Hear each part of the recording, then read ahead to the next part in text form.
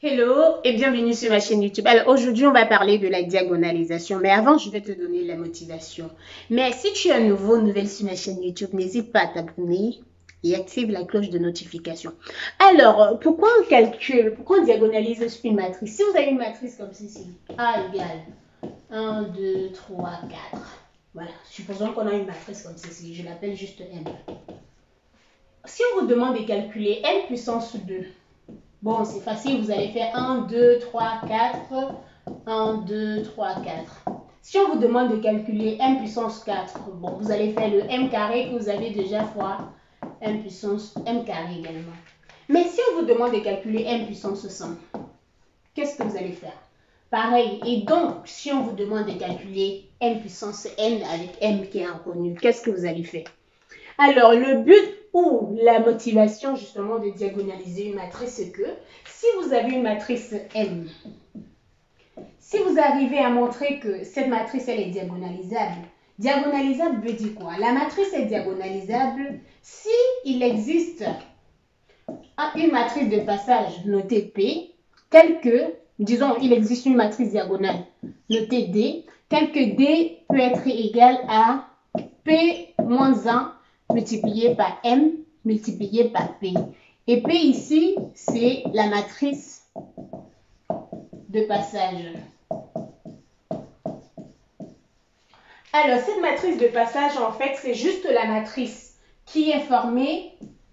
Cette matrice de passage, c'est une matrice qui est formée par l'ensemble des vecteurs propres de la matrice M. Alors, comment reconnaître une matrice qui est diagonalisable? On a présenté le calcul des valeurs propres qu'on a appelé des lambda ou le spectre. On a présenté le calcul des valeurs propres dans le spectre de la matrice M. On a calculé les sous-espaces propres, c'est-à-dire les E associés à lambda. Et maintenant, si vous avez pu calculer les sous-espaces propres, si pour une matrice de taille, ce sont les matrices carrées, dont n fois n, et si les vecteurs propres, si vous trouvez le nombre de vecteurs propres de la matrice égale à n vecteurs, en fait, la matrice admet n vecteurs collinéaires, alors n vecteurs non collinéaires, pardon, il faut préciser. Alors, la matrice M est diagonalisable. Et là, c'est justement le but. Il y a plusieurs méthodes si vous voulez calculer ceci. Mais là, c'était justement juste pour faire le lien avec la définition d'une matrice diagonalisable.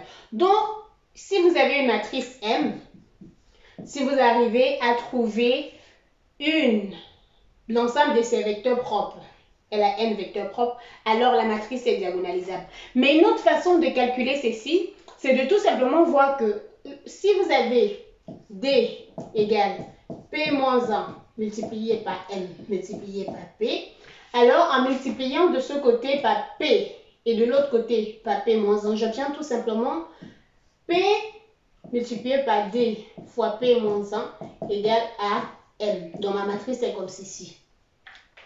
Ainsi, si je veux calculer M puissance N est tout simplement égal à P multiplié par D puissance N multiplié par P moins 1. Le calcul me donne ceci. Alors, remarquez, on a diagonalisé, on a trouvé cette matrice diagonale.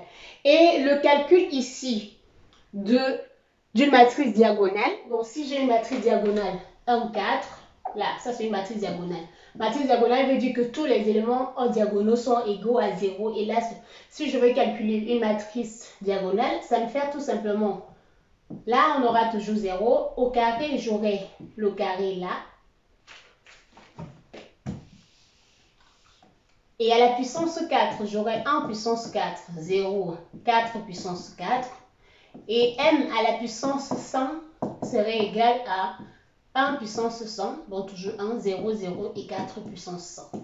Voilà, c'est justement le but de diagonaliser. Donc si j'arrive à diagonaliser une matrice, alors pour calculer la matrice à la puissance n, je vais juste trouver la matrice de passage qui est formée par les vecteurs propres et par la suite exposer juste ou calculer à la puissance n juste la matrice diagonale. Donc voilà l'exemple que j'ai donné là-bas. On va prendre la matrice A.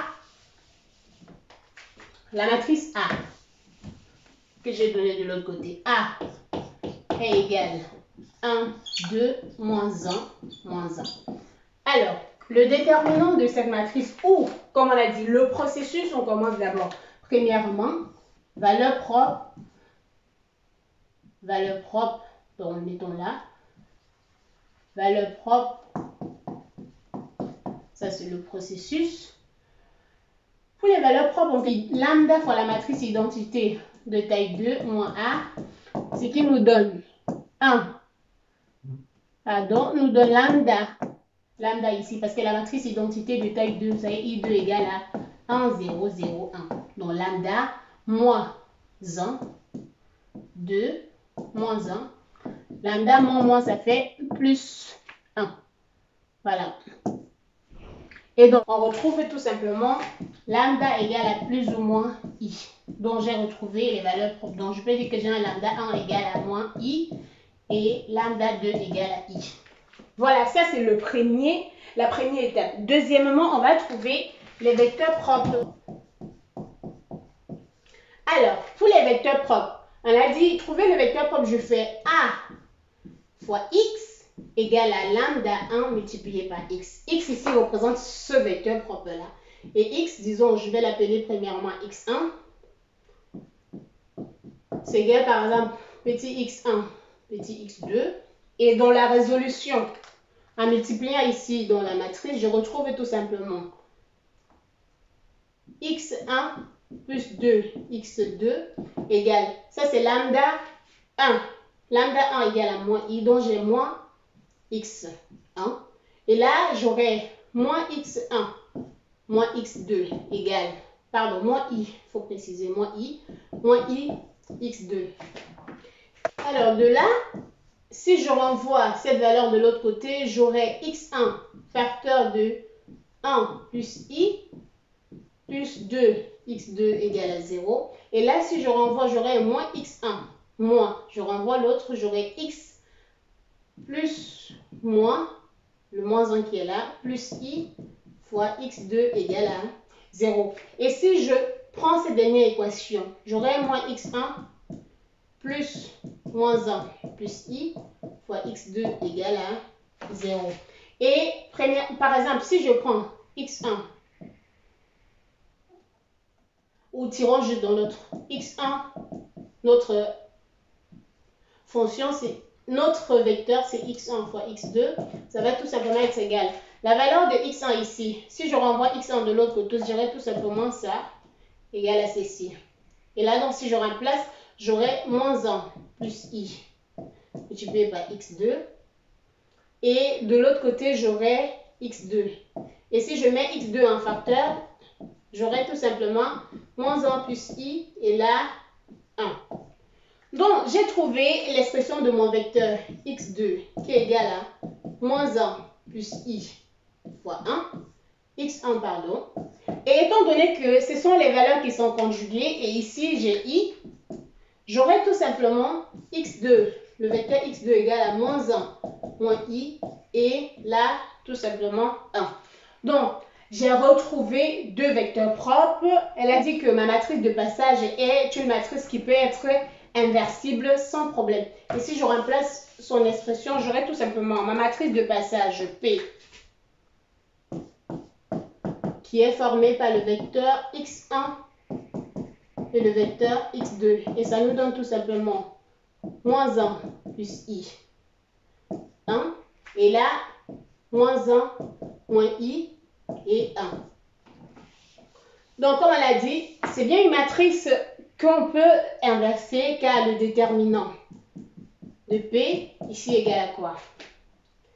1, donc moins 1 plus I, moins, là, 1, moins I. Et ça nous donne tout simplement moins 1 plus I, moins 1 plus I. Et là, ça donne 2, moins 2 plus 2I. Ainsi, j'ai retrouvé mon vecteur propre, j'ai retrouvé mon ma matrice de passage. Le déterminant de P égale à moins 2 plus 2i. J'ai retrouvé la matrice de passage. Alors, si on revient sur le principe du fait qu'on a dit, si on a la matrice, si on trouve la matrice de passage, alors, je peux tout simplement dire que ma matrice A, elle est inversible et A peut s'écrire comme ceci. A égale à P multiplié par D multiplié par P moins 1. Alors, on n'a pas précisé, D c'est qui? D c'est la matrice diagonale. Matrice diagonale, ça veut dire D est égal à la matrice formée par l'ensemble des vecteurs propres. Des valeurs propres, pardon. Donc ici, ça nous donne moins I, 0, 0 fois I. Et j'ai déjà trouvé la valeur de P et maintenant, il me manque la valeur de P moins 1. Donc, P moins 1 égale à 1 divisé par déterminant de P. Étant donné que c'est une matrice de taille 2, donc je vais inverser la position de 1 et de moins. Donc j'aurai 1. Et là, j'aurai moins 1 plus I. Et je vais mettre moins sur les autres. Donc, j'aurai 1 plus I. Et ici, j'aurai moins 1. Donc, j'ai P moins 1. Et là, le déterminant de P, je peux juste remplacer. Qui est moins 2 plus 2I. Alors, P multiplié par 2 puissance N multiplié par P moins 1. Écrivons l'expression de P ici. P égale à moins 1 plus I. Moins 1 moins I, 1 et 1. Alors, A puissance N égale à ceci. Donc, en remplaçant la valeur de P, on aura la valeur de P qui est là. Donc, mettons d'abord la valeur qui est devant P moins 1. Donc, 1 divisé par moins 2 plus 2I, multiplié par la valeur de P, c'est moins 1 plus I, moins 1 moins I, et là, 1 et 1, multiplié par la valeur de D puissance M. Notons le fait que lorsqu'on veut calculer D puissance M, ça fait tout simplement lambda puissance N 0, 0 et lambda 2 puissance M. Donc là, on aura tout simplement moins 1 puissance moins I, pardon, parce que là, on a moins I puissance N 0, 0 et là, on aura I puissance N. Et si je multiplie par P moins 1, j'ai déjà mis ce terme qui est ici devant P moins 1. Et là, donc j'aurai 1. Et là, 1 plus I. Et ici, j'ai moins 1 et moins 1 plus I. Alors, ça, c'est le produit des matrices de taille 2. Donc, je vais faire le premier bloc du produit et vous allez faire le second. Donc, j'ai là moins 2 plus 2I.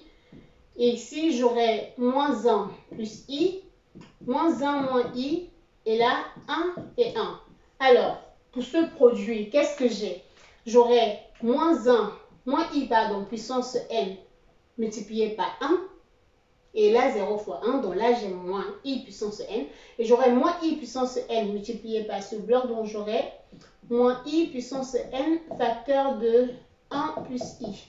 Et le produit donne 0. Et ici, j'aurai 0 fois 1. Et là, j'aurai moins facteur de I puissance N. Et le dernier bloc, j'aurai 0 fois 0 ici. I puissance N multiplié par moins 1 plus I.